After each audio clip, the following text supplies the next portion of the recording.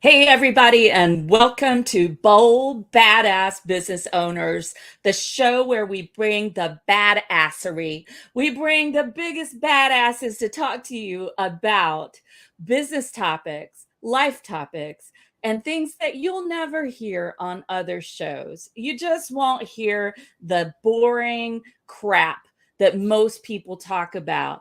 You're not going to hear me talk about a 30 freaking second pitch and crap like that you hear on all the other shows. Instead, you're going to get some juicy hacks and juicy badass information that you can apply to your business, whether you have one now or you're thinking of starting up. So today, you all, I am super excited to have here Anoo Tree Broad. Anoo Tree Broad, who is an amazing improv instructor. She actually has taught me improv. Thank you, Anoo, for being here. Yes, thank you for having me, Barnsley. Listen, I feel like I'm in class with that backdrop there. Let's jump up on the stage and have some silliness here. You Yes. all, I have to tell you, Anoo has actually been a speaker for many different business schools, including the UNC Keenan Flagler Business School, where she's taught improv to accounting students. She has spoken at a number of corporations and provided improv for the business folks there. And today we are going to talk about 5 surprising ways improv can improve and boost your business and your life. So you want to be here. You don't you dare go anywhere else. What the fuck are you thinking? You need to stay right here, right? Let's get our sassy pants on. Woo! All right. Woo, we're sassy. That's what improv is all about, is staying right here, right now. So it's funny that you're like, you need to stay right here, because that's what it is. To be a master improviser, you have to learn the art of being present in the moment. And in this digital world, it's like, boom, boom, boom, boom, boom. This isn't interesting enough. I need to go to the next place. Where am I going to get my hit? Where's my next hit? Where's my next hit? Yeah. So I love that call for everyone to, sink in for a little bit. Have a cup of tea. Sink in, have a cup of tea, drink a glass of wine, whatever, but hang here and be present, because yes, presence is sorely lacking in business. It's sorely lacking. It's interesting because I come in through the back door. So I've never worked in corporate America. I just go in and do really fun stuff. So I don't really know. I hear from the people who hire me, but I'd love to hear more. Well, I'll tell you, let me give you an example. Just today, I was earlier on an event, on a networking event, and there was a fellow there, and he was literally reading with his eyes over here, reading his introduction about his book and what the book was about. And he was reading the title of the book, and it went on and on and on. And it happens, you'll love this. I was in a breakout room with another person I know who's a ventriloquist, and she MCs for different events, corporate events, and she's a trip. And I just sent her a message, and I'm like, are you kidding me? Oh my God, please, somebody strangled me now. It was so boring. And he was everything but present. So here's the thing, you all, you can't be present and be reading your shit off a screen. Like, I never have people, this, Anoo, I didn't have you send me any questions. I don't want your questions. No. There's see what comes up. Yeah, let's have a conversation. Let's be in the moment together and see what the magic of you plus me plus the future quantum field, like the people who are watching us, they are involved in this conversation as well. Isn't that fun to think about? I love it. Yes, you all are involved in this conversation, and you also need to get your butt over to my YouTube channel and subscribe. I always forget to say that. But anyway, I just had to work that in. Had to work that in. All right. So go on over to Dr. Barnsley Brown on YouTube and subscribe so you don't miss any episodes. So, Anoo, be Here Now is one of your signature courses that you do at the Art Center and other places. I've been part of it. It's a whole day of improv. It's so fun and rejuvenating. And what do you find people say when they come out of that class? What do they say to you about their experience? Yeah, I get a lot of fun, juicy feedback. But I would say, like, so as Barnsley knows, because she's been there, we oftentimes sit in a closing circle and kind of have everyone reflect for a minute or so at the end of the day about what they want to, we call it reinforce.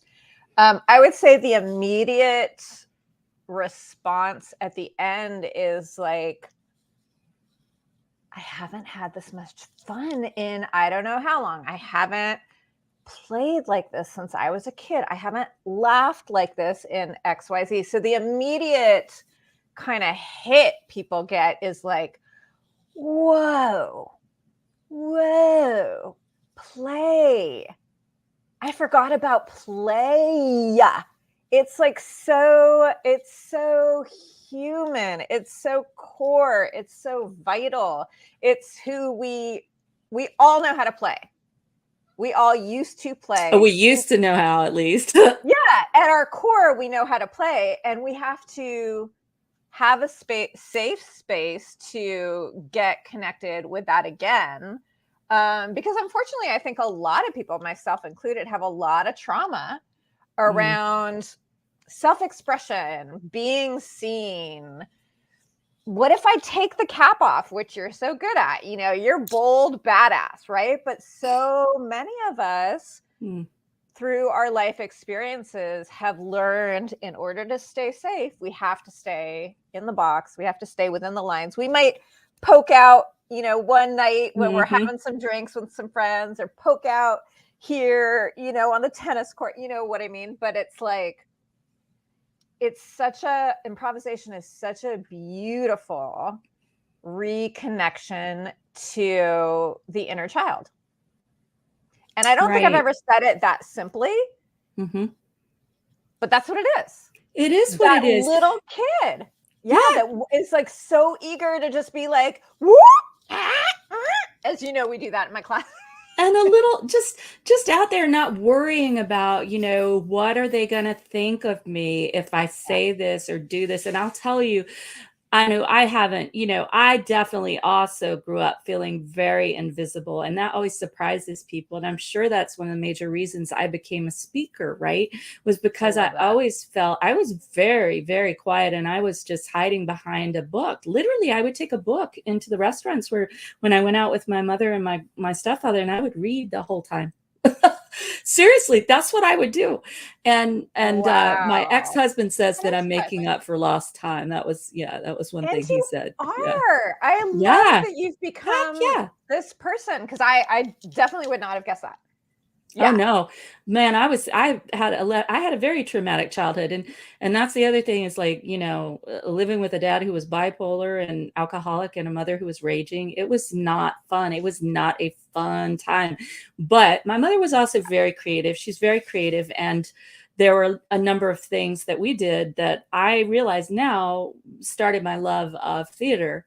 And one was like dressing up. She was a storyteller. She was a professional storyteller, Anoo, and nice. Dressing up. And my brother and I would dress up as the characters, and we go around to all these playgrounds in Raleigh, and she would just mesmerize these kids who were usually fighting, you know, like the worst kids. And they would all be quiet when she came, because she had that spellbinding effect. But you know what you're saying about play, I find I go to these networking events where people look like they just lost their whole family in a tornado, right? They get suddenly we're gone. And even Aunt Matilda, who they didn't like, died. And they look so sad. And I look at this and I think, oh my God. So one of my biggest things is that helping big-hearted women entrepreneurs reach six figures and multiple six figures fast with fun. And I say it, fast with fun. We got to have fun. Business needs to be fun. This shit is supposed to be fun. It's not supposed to be like a funeral parlor. Yeah. And if you look at, I don't know why, maybe your listeners are more like of the spiritual band, because I really want to like add a lot of my spiritual Yeah, they are. Yeah. into this. It's like what's coming through right in this moment. Like I said, we're all co-creating this together, your listeners and us. Fun and play are like, I want to say, the most attractive. I don't mean physically attractive, though that too. I mean, come on. No, but Yeah. but as far as like if you're talking about business owners, it has fun will always be attractive to other humans. Everybody is looking for a good time. Everybody is looking for that one person who's going to shake up the energy at the business meeting. They're kind of like behind their dead sad faces, or my dead sad face. I'm like going, who's it gonna be? I don't want to say anyone else has that. Who's it gonna be? Who's it gonna be? Because that spirit in us is longing to express itself, and it's contagious when we see someone else do it. Yeah, it makes stuff fun. And here's the thing, that attention is the currency of business, right? Attention. And I so the love that. person who comes in and is playful and makes things fun, or at least has high energy, is Yes. going to get the attention. Yeah. And that's where I think improv, for example, not just that presence, but that really expressing that presence Yeah. means that you're just going to be so riveted in the present that you are just able to create fun for people and yourself, Yeah. and create memories, really. Yeah. I love that. A lot of like just, I'll pivot for 1 second on the memories thing. A lot of like friends or husband wife or father daughter duos or whatever come and take the classes together, because it's these like precious memories of joy that they get to experience together. And even if you take a class alone, which most people do, they're creating these memories for their lifetime, of just, again, it's like there's so many skills that improvisation will teach us. But at the end of the day, because you said 5 things, so I was like, oh, if I had to, put it down to 5, what would be? But number 5, at the end of the day, it's about joy. It's about reconnecting to joy. And those will be the things that we remember at the end of our life, when we think like, did I live a good, I'm going deep. Did I live a good life? Was this, what were the moments that were meaningful? And we're never going to say a moment of joy was not meaningful, Yeah. I believe that. And joy doesn't have to be like this, I'm so joyful. Joy really can be like this state of just, I love that, being tapped in, being connected, feeling connected to who you are and to others, and that's the thing. I think improv, if I were going to list one of the 5, I would say listening. That was number 1. That's number 1 on the list. Okay, cool. God, you're on it, girl. You got it. Look at this. We are just too much listening, because when you have someone approach you who may be interested in what you have to offer, I'm talking about in business, but it applies in life too. It could be apply in dating, whatever. You want to understand, what is that person's vision? You want to ask deep questions about, what does this mean to you? What do you want to reclaim in your life? What is missing from your life? What will be possible once you train in Reiki? Or what will be possible once you reach that 6-figure business doing exactly what the fuck you enjoy? What will be possible? Who will you give to? Who will you share it with? Where will you travel? What will you do that will leave a legacy for the planet? And when we ask those questions, which we never get asked, and when we listen for the answer, we never have to sell anything. There's no need to sell anything. I got the chills on that one. Yeah, it's like those are what I would call soul questions. And I love everything you're saying. I'm thinking about the person who's on the receiving end of those deep questions, and having someone just really engaged and listening. This is not a trick question. How are they going to feel when they walk away from that conversation? Mm-hmm. We all know how they're going to feel, because how rare is it that we are seen in that way, that we're listened to in that way? That is like a profound gift. And I find like it's sacred, actually. Those enrollment conversations are really sacred when I successfully can ask questions that really touch the soul of someone else. But if I don't get there, you know what, Anoo, if I don't get there, I always know, I'm like, oh God, no, we're not going there. Same. Yeah. When I get in my head, when I'm like, oh, I want this person to, you know, hire me or whatever, the energy takes a little bit of a nosedive. And that's so human. Yeah. But when we can tap into that sacred, like, so much of improvisation is, I'm going to get out of my own way for this 3 minutes that I'm in the scene, for this 1 hour that I'm in the show, for this, whatever the situation is, I'm going to get out of my own way and let the spirit take over. I'm giving it permission. It gets to do what it wants to do. And not only do I receive a deep gift when I do that, because who doesn't love getting out of their own head? But then the audience or the students or whatever situation we can all up level together. Because anytime someone is in that place of surrender and being outside of their own head, their own ego, it's truly like this instantaneous, energetic, vibrational gift that occurs. There's expansion that occurs. You're bringing out such different conversation in me. This is not usually. I love this. I love this. And you know, and if people don't realize how deeply spiritual business is and how deeply spiritual improv is. Like, improv is not where it's not like a little theater class, y'all. Like, you got to get really, I mean, seriously, you know, and I have to say that one of the reasons I love improv is because it's coming out of me and others, and there's this group mind that's created. Whereas when I did theater in college, you know, I had to say somebody else's lines and kind of graft myself onto those lines, but it didn't feel deep. It didn't feel like, you know, this is fucking unbridled Barnsley showing up as a, you know, whatever the character is here in the thing, you know, and that's where I think the excitement is of improv.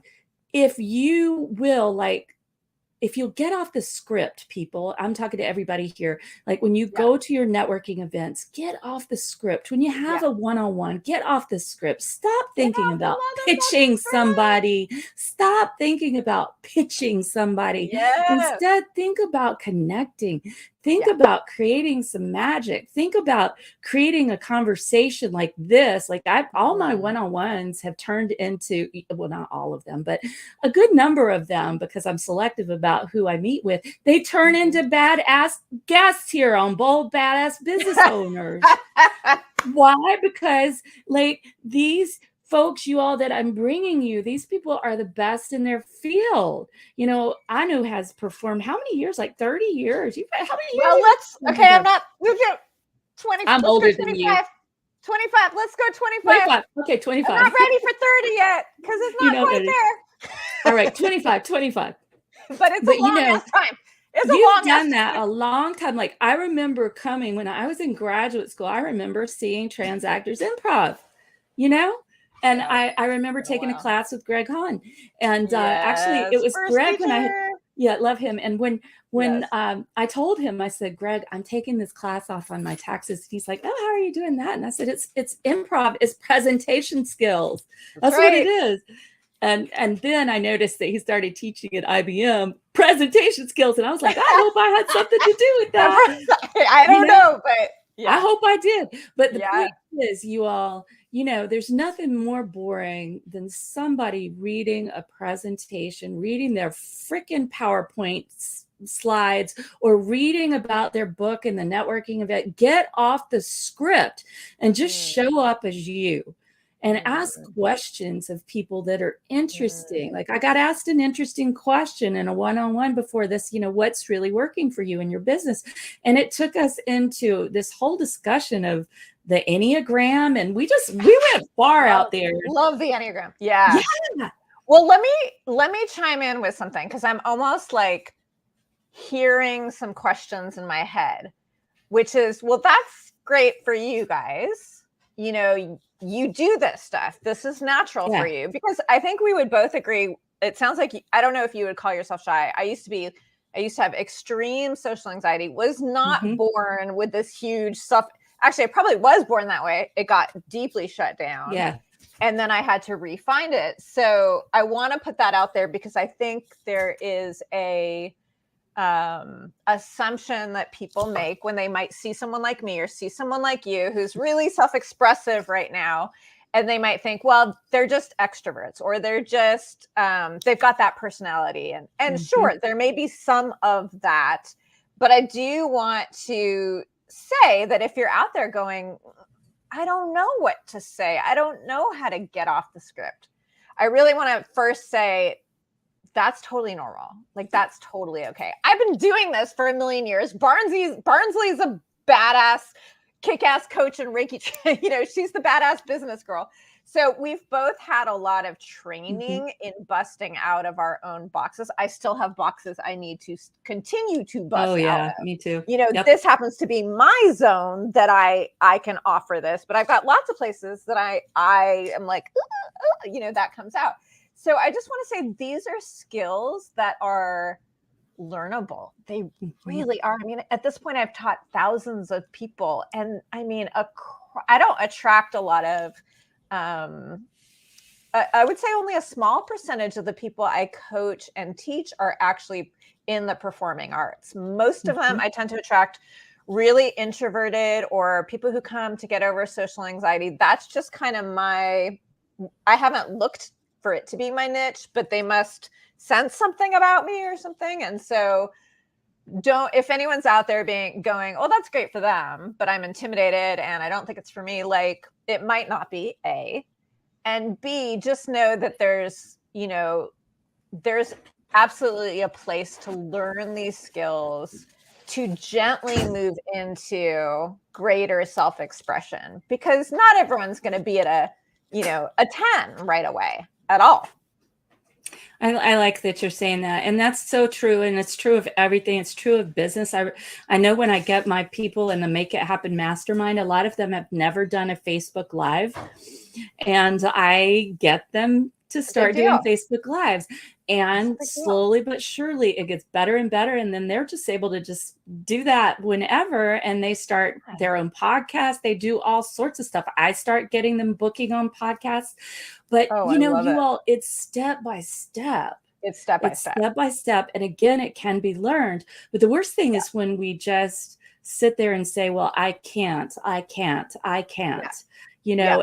then, of course, if you say you can't, you will be absolutely right about that. There's no room for anybody to enter. But, kids, that's the thing, that kids, most of the time, at least little kids, are not into the I can't. They're into how can I?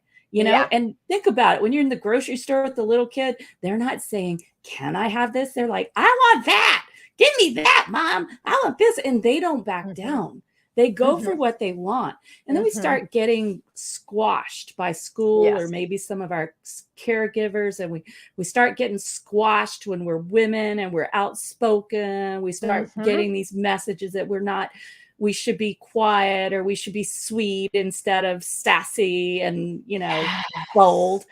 So we get these messages, you all. And I think unlearning those messages, that's the other thing. You can learn improv, but you can also use it to unlearn the shit that has been scripted onto you by society, by school, by, all of that. What do you think, Anoo?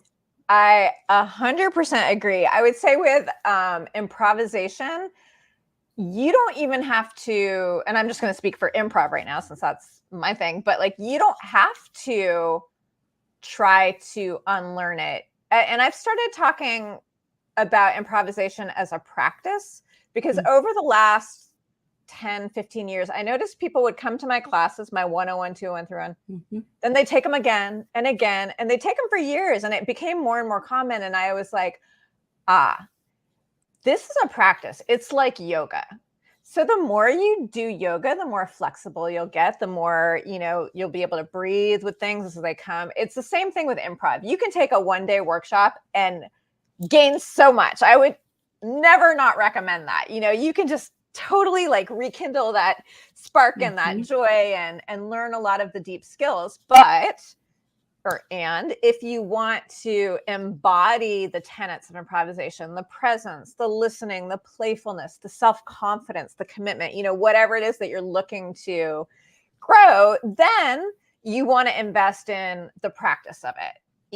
However long that looks for you. Maybe it's for a few months. Maybe it's for, like, some of my students, 8 years. It's a beautiful, like, I love that practice. Like, hey, my practice is play. Like, why not? Why deprive yourself of that? And I can't even remember your question. Can you remind me what you asked? I don't remember what my question was either, but I don't think it was that important. I love what you're saying about the practice, that this is a practice, and we don't just get to a point where we suddenly say we don't need to practice anymore.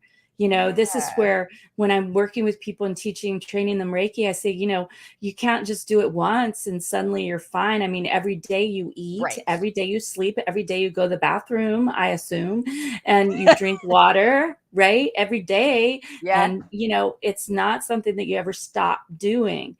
And so when we think that we've reached a point where we don't need to study, or we don't need to progress, or we don't need a business coach, we don't need to study improv, that's the time that we most need to do it. We need to keep the practice going of learning about ourselves. We are not, wasn't it, which Greek philosopher was it who said you never step twice into the same river?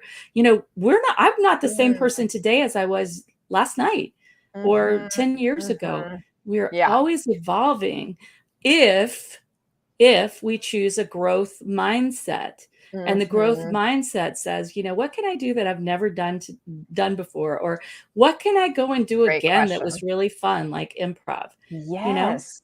What can I do again? And once again, I want to normalize, because again, I'm hearing kind of like, maybe it's my own thoughts.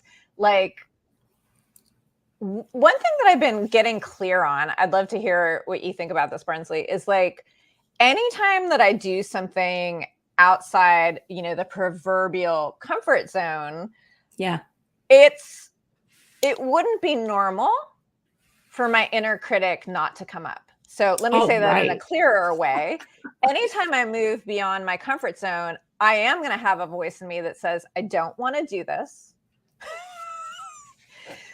I want to stay at home and watch 90 Day Fiance, because I actually do love 90 Day Fiance, and I will continue to do that. But like, there's always going to be a more comfortable option. There's always going to be parts of me that don't want to do it. And it's not about disowning those parts or like smashing them, like, shut up, you bitch. Shut up. Yeah. It's, of course, I still engage in that kind of thing. But it's more like, when that stuff comes up, if we can just really normalize it. I tell my students, I teach on Monday night at the Art Center. I have a new class starting on the 11th, September 11th, if anyone's listening right now. But it almost always comes up at the end of the night that I always say, like, I really didn't want to come to class tonight. I mean, how many years am I into this? And I mean, so many of the students say the same thing. I really didn't want to come tonight. I'm so glad I just got here. Like, that's the big hurdle. It's like exercise. Like, I just need to leave the house with my shoes on and start walking. And then I'm like, I'm into it. But there's for at least for me, maybe not for anybody, there's always going to be this like resistance. And that, let's like normalize that and not make it the devil, and not make it, shame ourselves for having that. I like that. Yeah. Resistance is always there. And especially when we are breaking the glass ceilings that we have put over ourselves, and the walls that we put around ourselves, when we're breaking those down, definitely that critic is going to come in and say, why would you do that? You're going to get hurt. You're going to fail. You're going to fall flat on your face. You're going to fall on your butt, and that inner critic is just going to have a heyday, because the role of that inner critic is to keep us small and to keep us protected, right? Yes. To keep us small and keep us protected. And so I see it as, it's a good thing when we're feeling uncomfortable. I think fear is a good thing. I think fear is a good thing, because it shows that whatever we're doing there, the stakes are high for us. Love that. Yeah, the stakes are high if we're in a state of fear. And if we can realize that fear and excitement are really just two parts of the same coin, really, fear and excitement. Yes. But if we want, go ahead. Sorry. Yeah, I was just gonna say, our world is just so serious, right?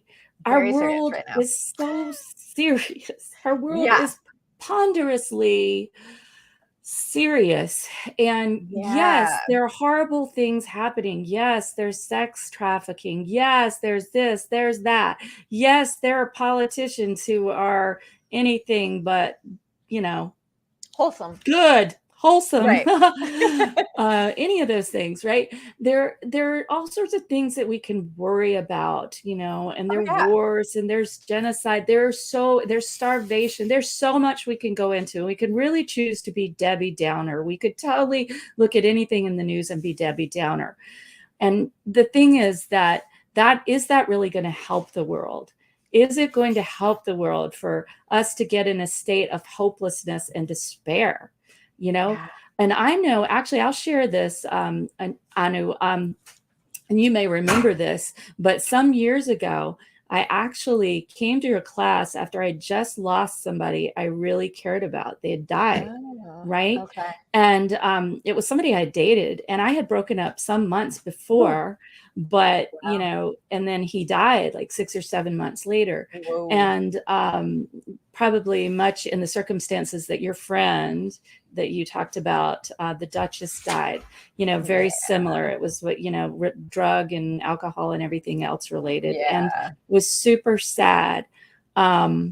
And even though I had ended the relationship and I was out of it, was still really struck me. And I remember coming to the class and I just was not in the mood to be there. I was not in the mood to do that, but it really ended up helping me. And I remember sharing that I'm really glad I came, that it, gave me something else to focus on, because what we focus on increases, And life definitely has its way of throwing some real big curve balls and boomerangs and everything else at us, tornadoes. But we gotta have ways, really, we gotta have ways to find our joy, and I call it following the breadcrumbs of joy. I call it that too. Do you?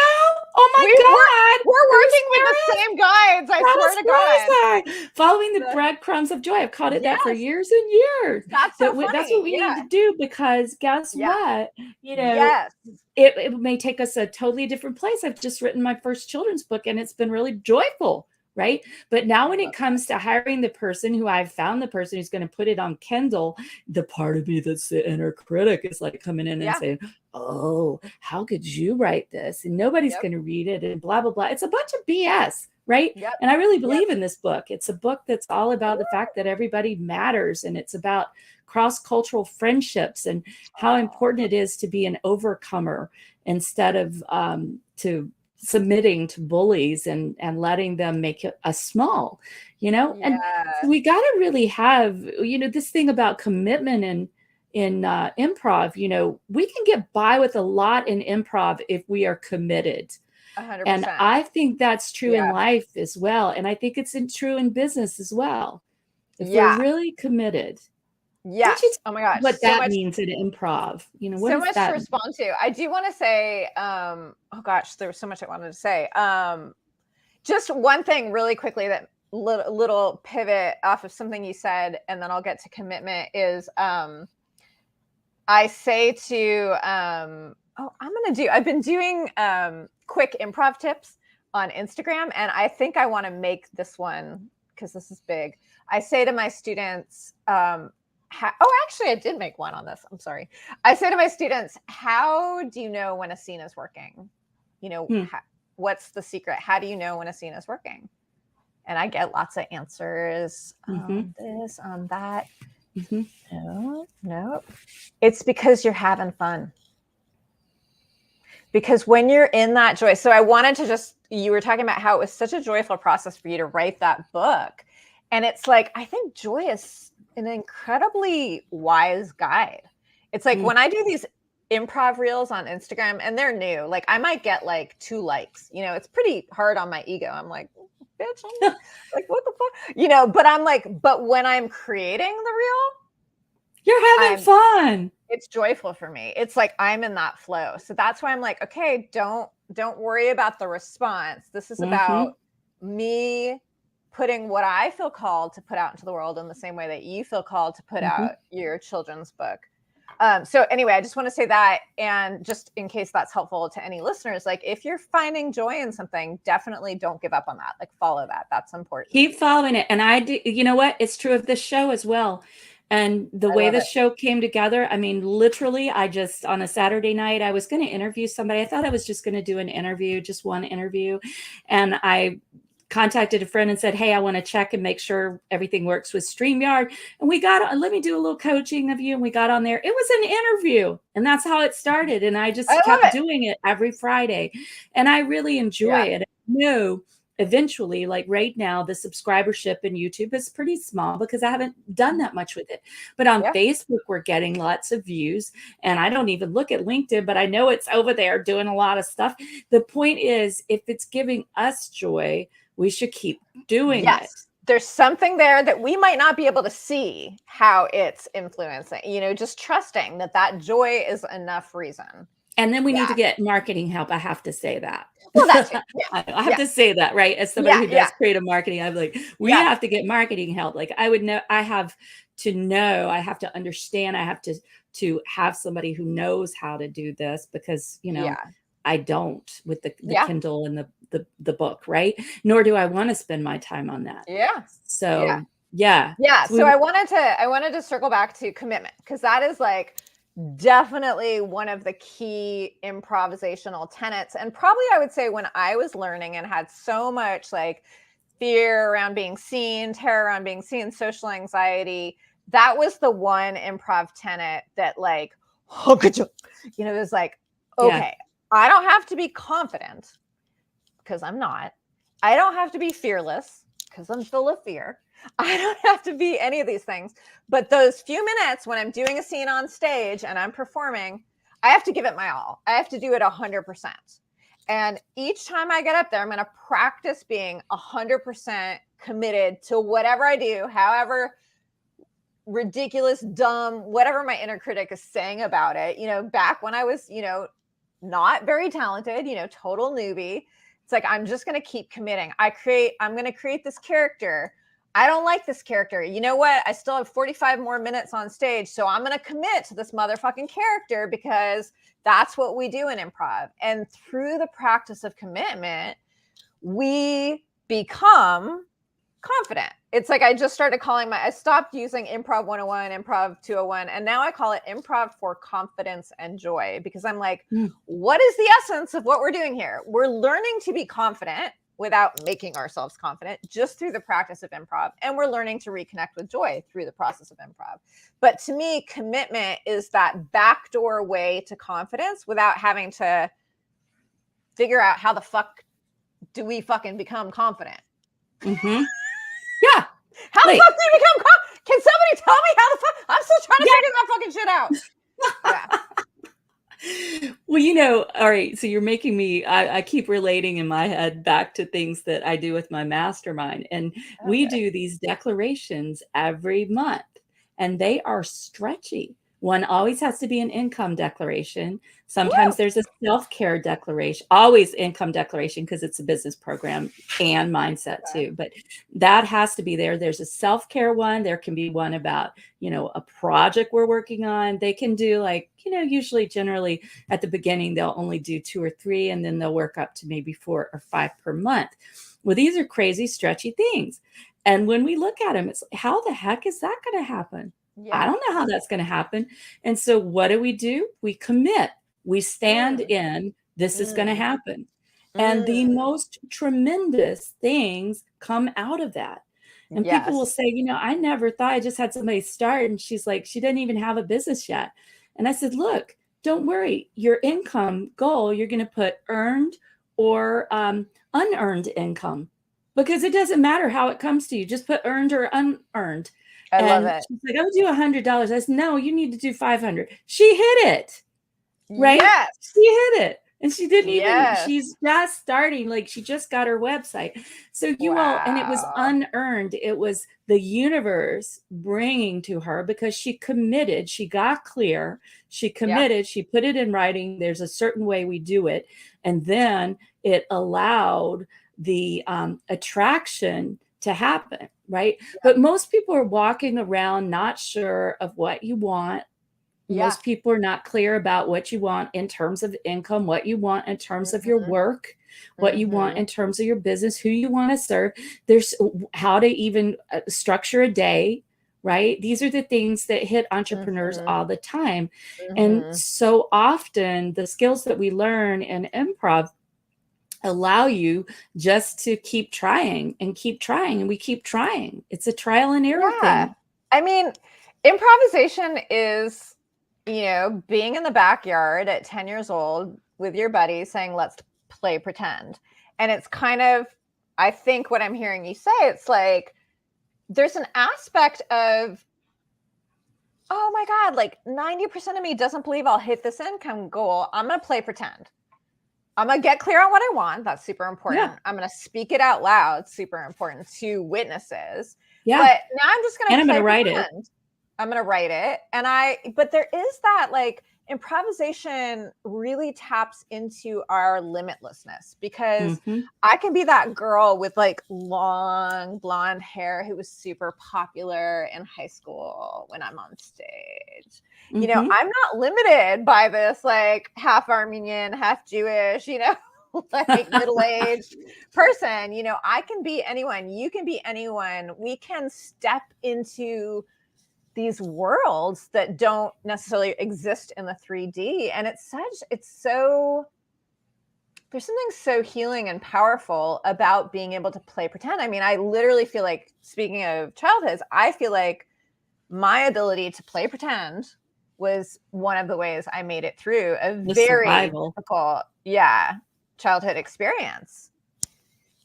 And now we get to do it as adults, and there's something powerful and something joyful and something hilarious. But it's like you said with joy, because we've talked a lot about joy today. I love that you said joy isn't like, hey everybody. It's like joy is being enwrapped in the moment. Maybe my character, like tomorrow I have a gig with a theater company I do some work with called Theater Delta. And I get to play this, like, I think it's okay to talk about it. I get to play this really angry BP store manager.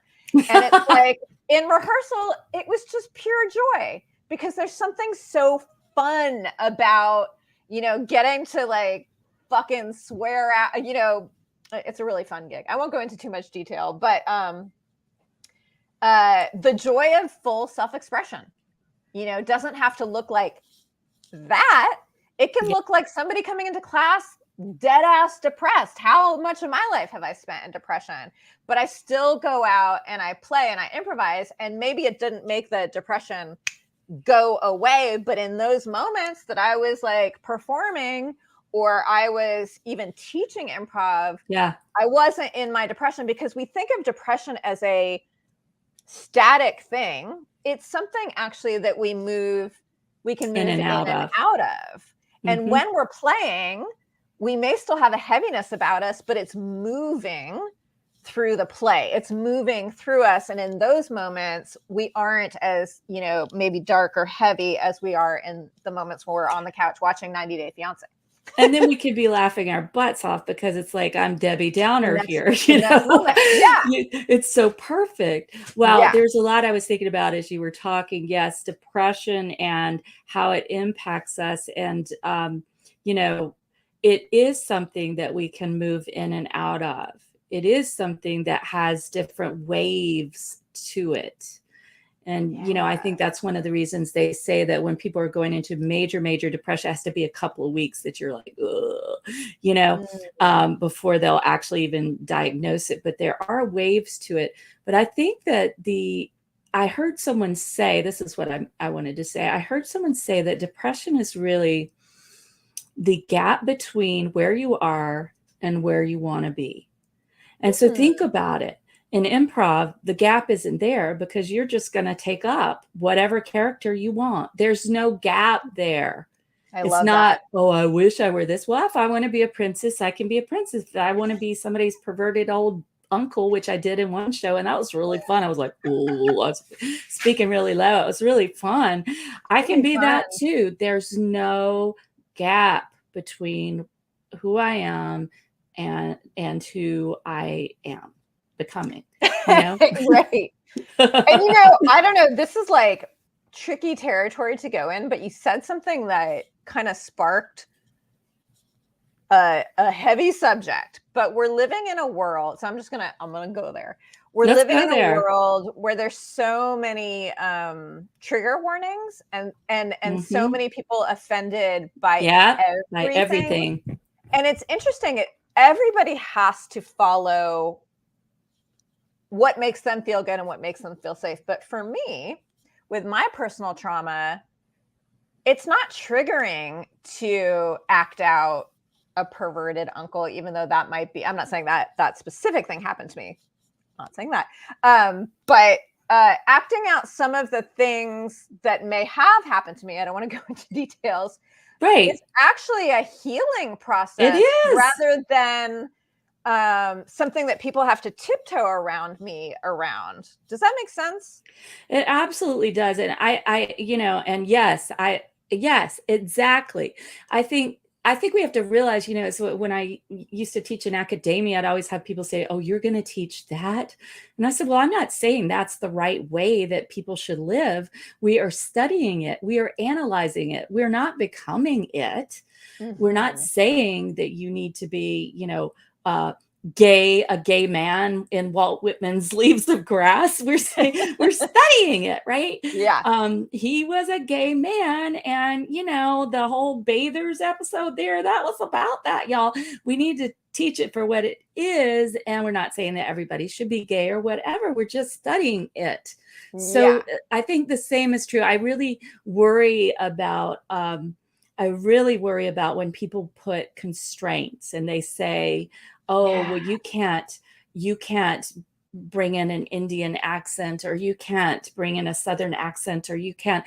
I mean, I've done some faux pas in improv, where you're never supposed to bring in anything about anyone with intellectual disabilities. But, I felt a lot of times in my life, and here I am with a PhD, that I had intellectual disabilities. Right. So it's very purging for me to do that. Exactly. Yeah. It feels good. Yeah. Yeah, it really. You know what I'm saying? It's like I'm not making fun of somebody. I'm making fun of myself. It's not about punching down. I love that term. It's about, for me, it's about like showing the full range of humanity. I never really want to play a very like PC whitewashed. I never want to be in a very PC whitewashed improv company. That's just not my jam. It may be other people's jams. But for me, I call my improvisation Wild Mind Improv because it might go to some dark places. And I would only hope that would be healing for me. It would be healing for the people I'm playing with. And it would catalyze something in the audience members. Maybe they will shed a tear. It doesn't have to be funny all the time. Maybe something will really hit them in their heart. That's the power of performance art. Yes. And here's the thing. We all have a shadow side. And so sometimes we'll see, like I always like to play prostitutes. It's really fun. I love it. Yeah. It's like, there's a part of me, the shadow side, that is just this complete slut. I love it. Prostitute slut.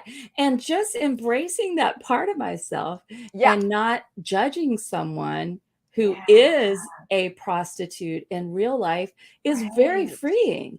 I just come from this place where, and exactly. you've heard me say this in New in class when we had somebody who was like, oh, I'm uncomfortable with blah, blah, blah. And I'm like, let's burn some books. Why don't we? I can't deal with that. I can't deal with it because I want to feel free. I want to feel free. And I want there to be freedom for people to be who they are. And it's by having these things in on the stage that we can experiment. I know there was one thing I did that's was all about, it was a little improv thing, and I had just learned about polycules. Somebody I know who's what do they call it? Polyamorous, right? Yeah. Right. Had told me about polycules. And I was like, oh, I love that term. That's so cool. Yeah. So it showed up and we suddenly had this polycule that was on stage, but the polycule was like all of us waiting for a train. And, and it was pretty funny. And the whole, just dynamics of waiting in line for a train in a polycule. And it just was freeing, because part of me when I was younger would definitely have judged somebody who was polyamorous and said, oh my God, how could, there would be a part of me that would judge that. But with age and with wisdom, it's just like, well, isn't that interesting? Well, what can I learn from that?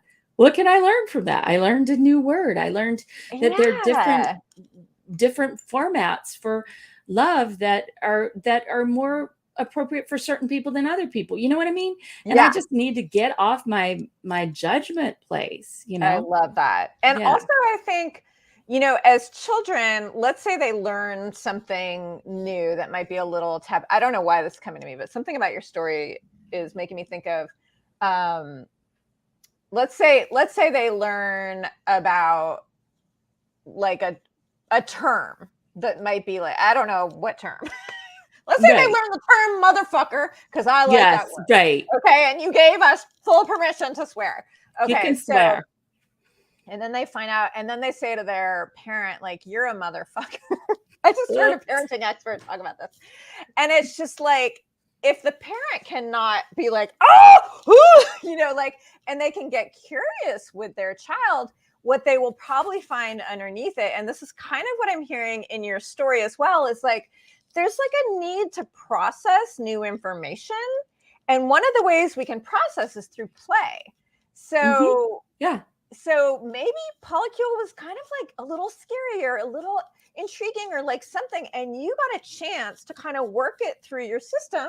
Yeah. It's really delightful, like a polycule waiting for a train. It's like, so I love improv, it's just, you never know how it's going to turn out.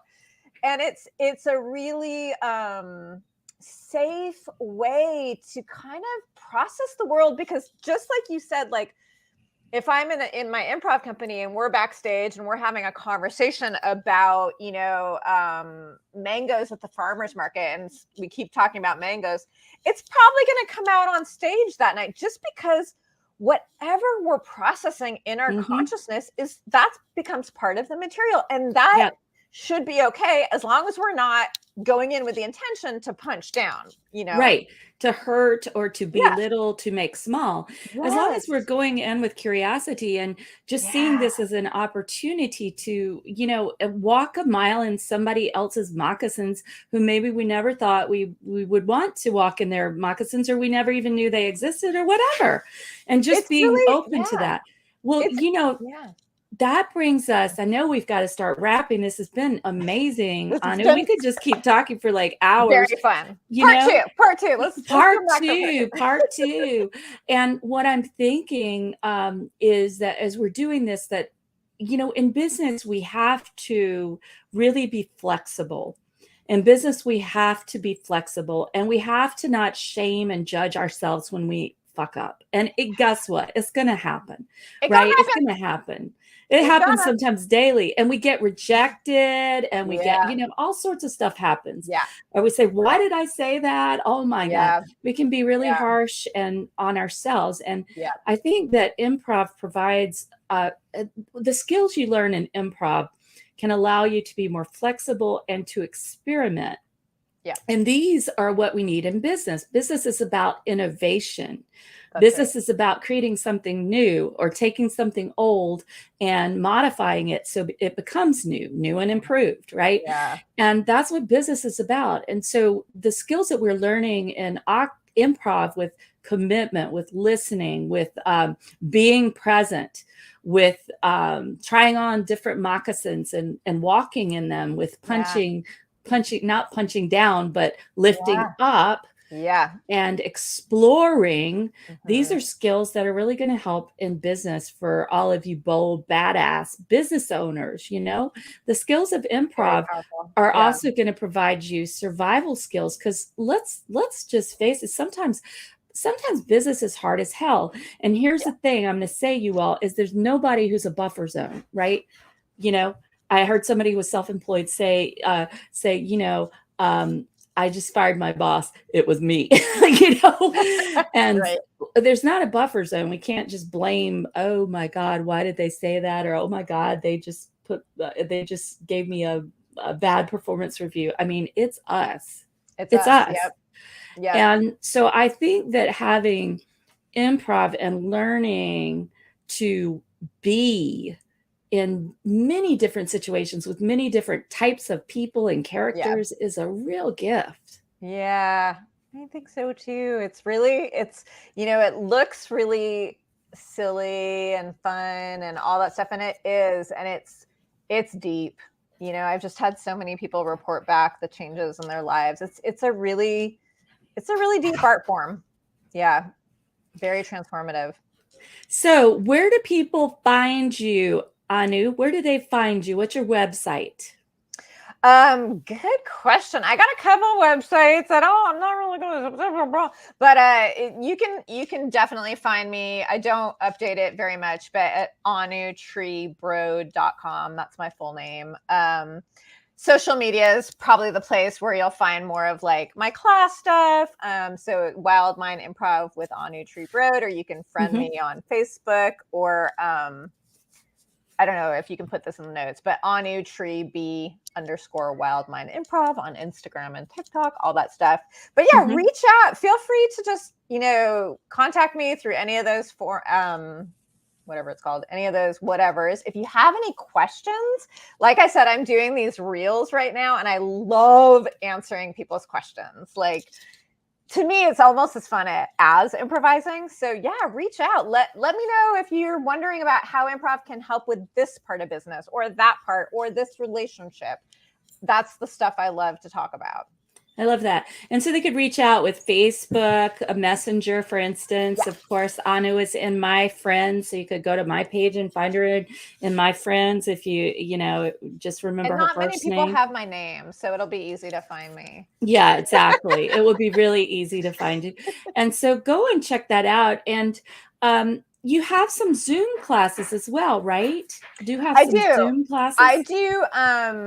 I do an advanced class on Zoom right now. And then I do lots of one-offs. Like I haven't done it for a while, but I go back and forth with doing something called Improv from Your Living Room, Wake Up With Me Improv. Those are for the total newbies. I also do corporate gigs on Zoom now. If you want to fly me out somewhere, I will go there. But a lot of people are doing team building gigs on Zoom now with their organizations. Yeah. So lots of options these days. I really like improv on Zoom. Of course, the you know, 100% magic bodies in a room, but I would say it gets pretty close on Zoom.